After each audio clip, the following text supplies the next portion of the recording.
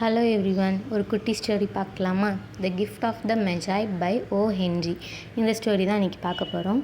Author O Henry. இவரோட real name William Sidney Porter. இவரோட pen name தான் O Henry. இவர் ஒரு அமெரிக்கன் ரைட்டர். இவரோட famous works the gift of the Magi, the ransom of red chief, cabbages and kings, இதெல்லாம் இவரோட famous works. இவர் இவரோட ஷார்ட் ஸ்டோரிஸ்னால தான் ரொம்பவே ஃபேமஸ் ஆகிறாரு. Next the gift of the Magi. இது ஃபஸ்ட்டு எப்போ பப்ளிஷ் ஆகுதுன்னா 1905 த நியூயார்க் சண்டே வேர்ல்டில் தான் ஃபஸ்ட்டு பப்ளிஷ் ஆகுது. நெக்ஸ்ட்டு புக்காக எப்போ பப்ளிஷ் ஆகுதுன்னா 1906 ஓ ஹென்ரியோட கலெக்ஷன் த 4 மில்லியனில் இதுவும் ஒரு ஷார்ட் ஸ்டோரியாக பப்ளிஷ் ஆகுது. நெக்ஸ்ட் கேரக்டர்ஸ் பார்த்துடலாம். இதில் மூணு கேரக்டர்ஸ் தான். ஃபஸ்ட்டு டெல்லா டில்லிங்ஹாம் யங், இவங்க தான் நம்ம ஸ்டோரியோட ஹீரோயின். நெக்ஸ்ட்டு ஜேம்ஸ் டில்லிங்ஹாம் யங், இவங்கள எல்லோரும் ஷார்ட்டாக ஜிம்முன்னு கூப்பிடுறாங்க. இது டெல்லாவோட ஹஸ்பண்ட். மூணாவது கேரக்டர் மேடம் சோஃப்ரைன். இவங்க ஒரு ஷாப் கீப்பர், அதாவது ஒரு ஹேர் டீலராக இருக்காங்க. அவ்வளோதான் இந்த ஸ்டோரியோட கேரக்டர்ஸ். ஸ்டோரி பார்க்கலாம். ஃபஸ்ட்டு ஸ்டோரியில் டெல்லாவும் ஜிம்மும் ஒரு புவர்லி ஃபர்னிஷ்டு ஹவுஸில் தான் வாழ்கிறாங்க. அந்த வீட்டுக்கே அவங்க $8 வீக்குக்கு பே பண்ணுறாங்க ரெண்ட்டு. அப்புறம் அவங்க வீட்டில் ஒரு ஸ்மால் லெட்டர் பாக்ஸ் இருக்குது. அதுலேயும் யாருமே லெட்டர் போட மாட்டாங்க.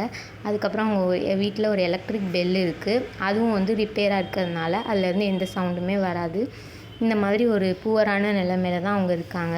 ஜிம்மோட இன்கமும் இப்போ குறைஞ்சி போயிடுச்சு.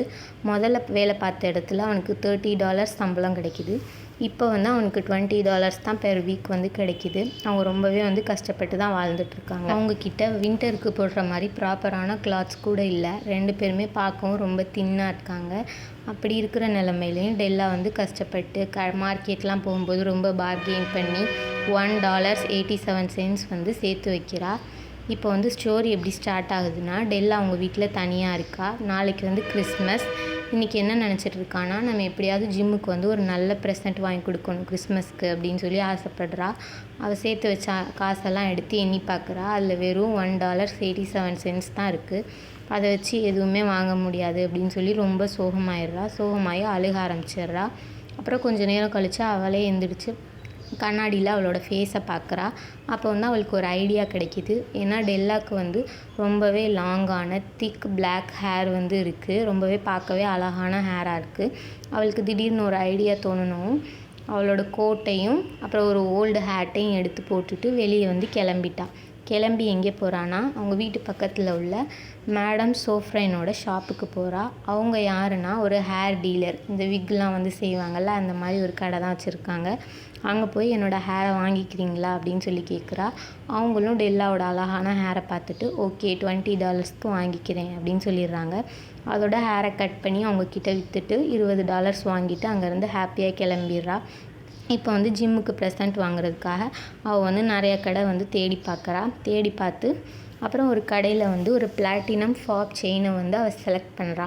ஏன்னா ஜிம்முக்கிட்ட ஒரு கோல்டு வாட்ச் இருக்குது. அது ஒரு பரம்பரை வாட்ச். ஜிம்மோட அப்பா, அவங்க தாத்தா எல்லாருமே வச்சுருந்த ஒரு வாட்ச். அதை அவன் ரொம்ப பொக்கிஷமாக இவ்வளோ நாளாக வச்சிட்ருக்கான்.